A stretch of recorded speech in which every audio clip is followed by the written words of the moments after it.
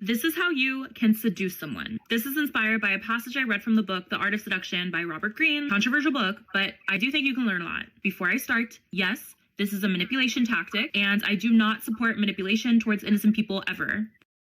But for the bad ones, though, I like innocent.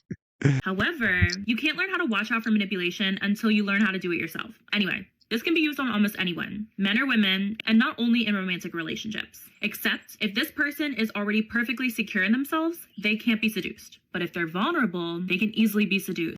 And the reason why that is because when you have unmet needs from your childhood, your brain will look for representations of your parents, which is in the opposite sex. And the circuitries and the emotions that you used to connect with your parents is what is then repurposed in your relationships. So if your parents never validated you, you're going to have a deep desire for validation. It's almost like somebody who's so hungry that they don't give a fuck if they're eating something that could potentially kill them, right? You're so desperate that you're willing to consume something that could be toxic for you. So that gap in their hearts as children causes them to have this reaction to anyone that pulls away. So if this person has a fear of abandonment and then all of a sudden you pulled away, what the hell do you think the brain is going to use? The brain is going to use the emotions it felt when it was abandoned as a child. And then you were like, why am I feeling this intense feeling for just a person not responding to me? It's because the brain can only use what it has, which is your current circuitries. In other words, your past traumas. Your childhood affects so much of your dating life. It's manipulated. So if you feel that way yourself, you need to watch out for other people doing these things to you. Because when you are vulnerable, you are already seeking validation and fulfillment from external resources, whether you know it or not. Unhappy, insecure people are always targets of manipulation because of this. So what you do to seduce someone. You give this person criticism and then you offer a solution. You give them a low and then a high, a criticism and then a praise. And they will start to base their self-esteem on your validation. They'll feel uncertain about themselves and inadvertently start to feel a need for you and your approval. And when you put a lot of energy into trying to impress someone and win them over, you can easily fall in love if you're not careful. But literally, you could fall in love by mistake. Whether it's genuine love or not, that's up for debate, but most people don't know the difference between love and infatuation. Actually, a lot of manipulation just comes down to playing hot and cold with people and creating uncertainty in their relationships with you because people don't like uncertainty. It causes anxiety and it causes them to want to latch onto you more. You have to give them a rush of endorphins and then inflict pain. Uncertainty breaks a pattern. Sounds like me. Inflict pain. I'm not the only one who uses that word, but I think I was one of the first YouTubers to go balls deep on this message. Especially when you're toying with someone's ego, because as humans, we're very ego driven. Think of it in your own life. Have you ever had a guy who wasn't texting you back? When he finally texts you back, you get this like rush of endorphins, right? It's like euphoria. And then when he goes cold again, it's like your heart's ripped out, like you can't function. It's usually not so much the guy himself, it's the unpredictable behavior. Well, she's an excellent presenter. Whoever you are, call her Ropa. Whoever you are a great presenter. This person's validation starts to feel like a drug. Similar principle, but that's usually how it's done. Also, another disclaimer, I do not support you doing this to another person. This is evil and toxic. But to protect yourself from evil, you gotta learn how evil works. Proceed with caution and Here's a dark psychology trick to get into someone's head. This is extremely powerful. Why are you talking like this? Speak in a normal cadence, please. And will feel like you are using mind control. You must master the art of insinuation. This is indirectly planting seeds in people's minds that start to grow and consume them. This has to be very subtle. Oh, shit, you can people. do this with white hair. Oh my fucking god, Father Alex is old. Yeah, yeah, white hair, people. At first, I thought it was like a something from the clothes, but Father Alex is getting old, people. I started getting white hair since like a year and a half ago, right? Yeah, I mean you can't tell, but I do have white hair. Look, I am so lucky with my genetic hair. Oh my god, y'all have no idea, man. I got lucky because I thought I was gonna go bald because I have a shitty hairline. Like I have a shit hairline. Like look at this, right? So when you don't cut your hair, when you're like cut, it looks like it looks like you're in the process of balding when you're me, but it's not. So I'm lucky, and you too, buddy. Of tongue, such as hinting at what you want, then backtracking and saying, oh, never mind, don't worry, it's nothing. You can also make vague comments that hint at something that get the other person thinking and fantasizing. Dark psychology trick used by manipulators. Ghosting. People who ghost other people are more likely to be self-centered and manipulative. First, they love bomb you by showering you with attention, compliments, and fake love. And then suddenly, you don't see them or hear from them again. For days, weeks, This works on people who have a fear of abandonment. This is why it works better for men, because most men have this, in my opinion. months, or even years. And sometimes forever. And as the person who's been ghosted, you feel confused and hurt. And you feel powerless and silenced.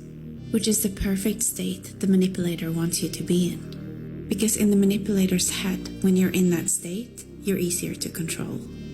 Follow for more. That's why, well, okay, here comes the white Lucifer. That's why when you're really depressed is when you got to be very careful with the things you choose to do and the people who you choose to hang out with. Because when you're in a depressed state of mind, you're very mendable. For me, I got lucky. I've been in a bad state of mind and done bad things, but I've been in a bad state of mind and it caused me to do good things.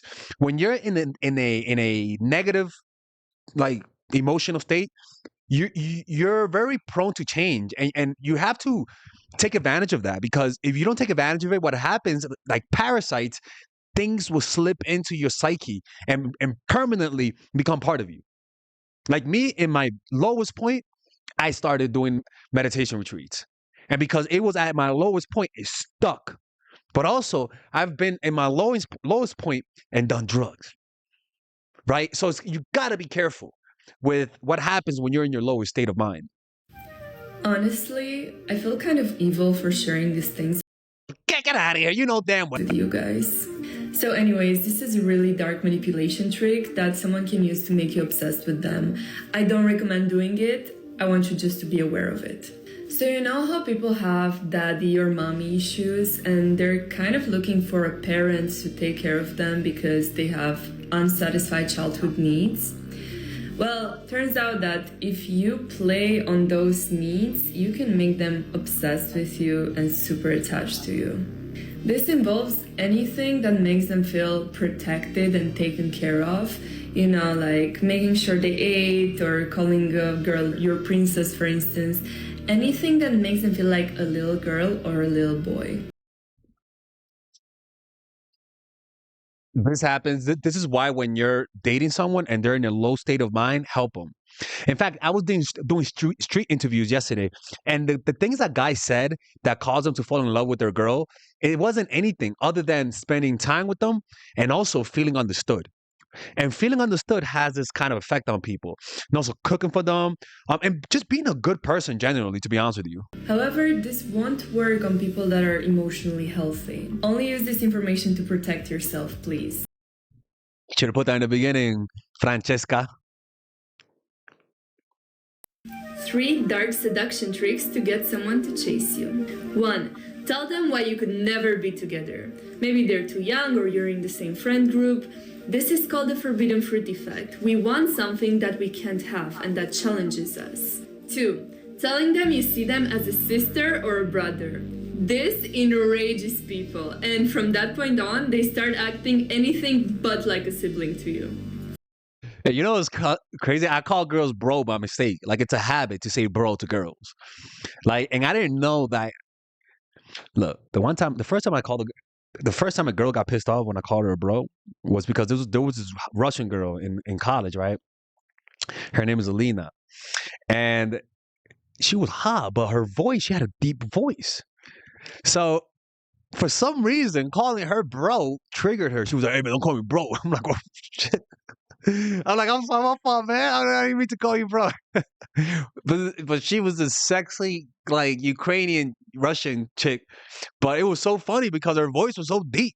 It just didn't make any sense, man. 3. While you're talking She should be on TikTok. to them, lean back in the chair. This sends a subconscious signal to them that they need to work harder for your attention. Psychology tricks to drive people insane. 1. When you are in a group and notice that someone is making fun of you, look at their face and smile a little while they are scared. 2. While talking to a friend, look closely at their face and say, "Are you okay?" After they say yes, why, tell them never mind and watch them go insane. There's some evil. Here is a dark psychology trick used by manipulators. A warning. I tell you this so you can protect yourself, not so you go do it. This is extremely powerful and toxic. It's called the stepped approach. Highly persuasive people know that it's easier for you to put up with small attacks first before they can fully control you. And that's why, like, cult leaders, for example, you ever wonder how cult leaders bang their followers? You ever wonder why that is? You have an 80-year-old man banging 20-year-old chicks. You ever wonder why? Well, first of all, isolation, manipulation, coercion, that's one part. But also is an escalation. For example, there was this one leader, he was from New York City. He said that something spiritual. Anyways, to get closer to him spiritually, you have to have physical touch. So that means holding hands together. And then it was hugging. And then it was peck. And then it was kiss. Right? And as long as you justify, it's like salsa, right? How do you justify grabbing a woman's waist and top like this and not get harassed? I mean, not get like, no, you're doing the harassing and not get in trouble. Well, you put it under a dance. So that means I hold you and I move you, right? It's like if you think about it, very few scenarios do people accept that. For example, basketball. Some of the gayest things happen in basketball. For example, I'm dribbling, right? I'm defending you. You're defending me, and I'm with the ball, posting up, right? Boom, boom. I'm posting up, right? The defender's like this, but I'm like this. If you really look at it, that's sus as hell. But because you're playing basketball, you justify it. I know it's crazy, right? But it's how that works, right? You frame it as something for this. You're doing it for God. You're doing it to grow spiritually. And every time they get comfortable in one area, then you add more until it leads to sex, right? And they also call that in sales, there's something called a yes ladder, that you keep adding things until they get to the point where they keep saying yes. You get them to say yes to little things, and then you keep like raising up the stakes until they say yes for the big things you really want them to say yes. If someone wants to make you their own little pawn, they may first just raise their voice at you a little bit when you don't listen to them. Maybe not a huge deal, but then they will insult you the next time. Now you've already lowered your self-esteem and their perception of you, and you're a little bit closer to being under their spell. First, they say, "Oh, yeah, that's so dumb of you." Then they be like, "Yo, you're dumb as shit." They be like, "Yo, you're a freaking idiot." Then they start like squeezing you. Then they start shaking you. Then they push you. Then they lightly smack you, and it escalates. Everything is an escalation, and you have to be careful because humans are very susceptible to escalations. You know, for example, look at COVID, right? You would never imagine people saying "take our freedoms," but all of a sudden you make it political. The left wants more lockdowns, the right doesn't. All of a sudden, normal folks are advocating, saying, I have friends who said that, crazy thinking about it now, I have friends who said that they were okay if the government will find you if you didn't wear your mask at home. These were logical people saying outrageous things. But how did it get there? It started off little by little. Race, politics. You know, like they make you buy into their party. So now everything this party says, you kind of buy into it. But the only reason why you're buying into it is because you agree with like 3 or 4 points. They politicize it. They make the other person look like a really bad person. All of a sudden, you're accepting ideas that you never even subscribed to. Like, what is a woman? Right? Like shit like that. That logical people who 10 years ago would have never had an argument about what is a woman. All of a sudden, now they're really questioning what is a woman. It's just silly stuff. And this is how it's done. The most ridiculous belief system is created through these little simple steps. However, the next jump will get more personal, and it may even get violent until they have complete control of you. So what you can do, notice the signs early on and break it off with them. Like you don't even entertain that.